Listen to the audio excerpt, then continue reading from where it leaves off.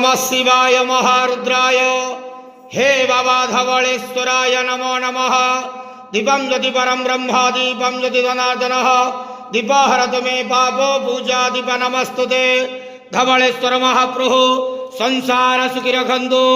आज ज्येष्ठ मासर शुक्ल पक्ष एकादशी शुभ शुक्रवार रे समस्त श्रद्धालु भक्त मान को आशीर्वाद करंतु। मनस्कामना पूर्ण करंतु। कर्म क्षेत्र उन्नति करंतु। ग्रहरिष्ट खंडन करंतु। जगतर मंगल करंतु।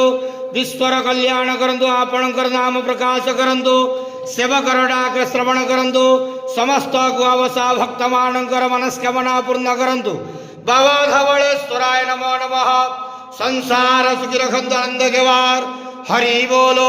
आज एकादशी शुभ शुक्रवार रे समस्त श्रद्धालु भक्त मानंकु आशीर्वाद करंतु आनंद केवार। हरि बोलो। बाबा धवलेश्वराय।